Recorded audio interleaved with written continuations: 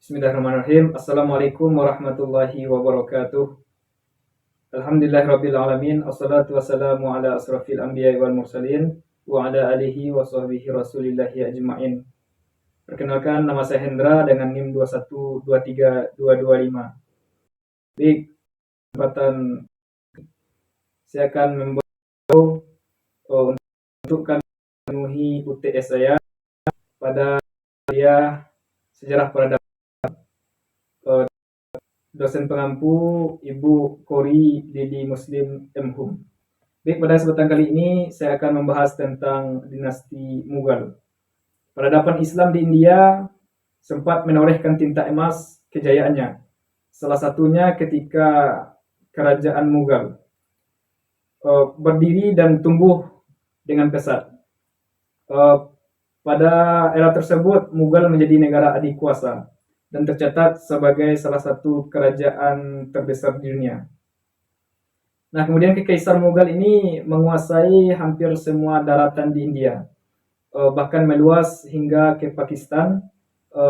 Abad ke-17 sendiri merupakan puncak kejayaan dari kerajaan Mughal dan menjadi salah satu kekuatan ekonomi dunia. Kemudian pemimpin dinasti Mughal memiliki peranan besar dalam pengembangan agama Islam di India dan merupakan tempat lahir dan berkembang kebudayaan Hindu-Buddha yang sudah melekat di masyarakat. Dinasti Mughal ini berkuasa sejak 1526 sampai 1857 Masehi. Kekaisaran ini diperintah oleh raja-raja yang berasal dari Asia Tengah. Yang pertama adalah Zahiruddin Muhammad Babur, yaitu tahun 1526 sampai 1530 Masehi. Adalah raja pertama sekaligus pendiri dari kerajaan Mughal. Pada masa kepemimpinannya digunakan untuk membangun pondasi pemerintahan dalam rentan waktu antara 1526 sampai 1857 Masehi. Mughal dipimpin oleh raja yang berkuasa silih berganti. Di antaranya itu Zahiruddin Muhammad yang berkuasa 1526 sampai 1530 Masehi. Kemudian setelah itu digantikan oleh Nasiruddin Muhammad yang berkuasa tahun 1530 sampai 1556 Masehi. Kemudian setelah Nasiruddin Muhammad ini kemudian digantikan oleh Jalaluddin Muhammad atau pada tahun 1556 sampai 1605 Masehi. Kemudian dibergantikan oleh Nuruddin Muhammad Sadim, yaitu pada tahun 1605 sampai 1627 Masehi. Begitulah pergantian pemimpin. Kemudian masa kejayaan perekonomian India berkembang pesat dan makmur di bawah Kesultanan Mughal. Pada masa itu mencapai 22% dari perekonomian dunia.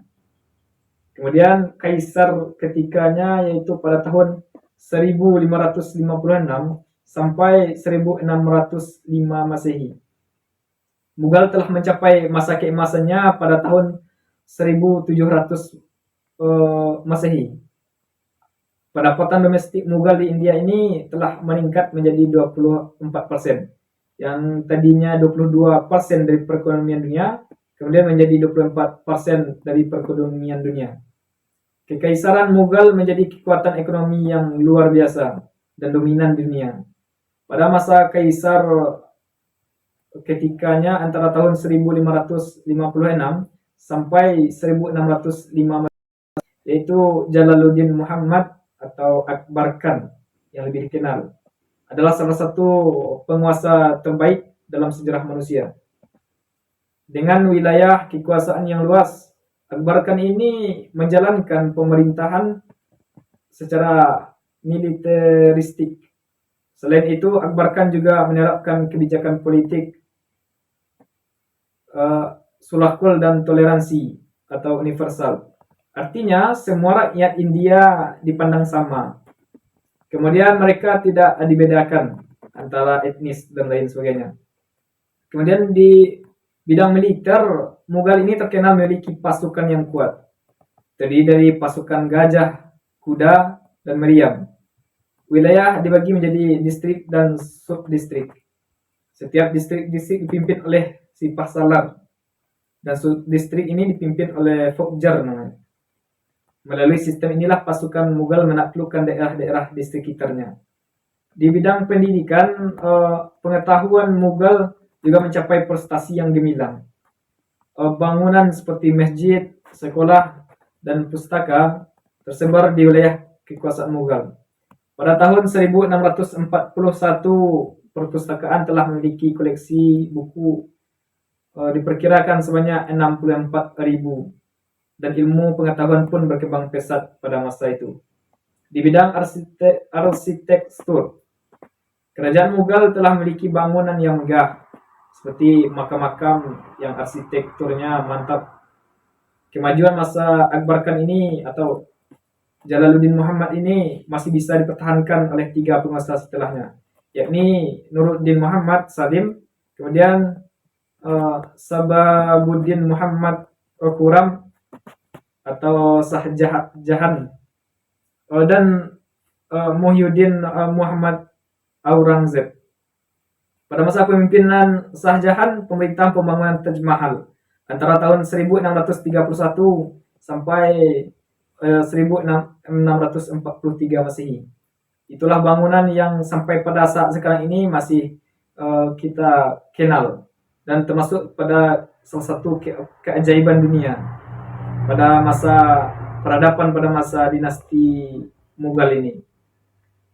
Kemudian sampai sekarang ini masih banyak pembangunan-pembangunan.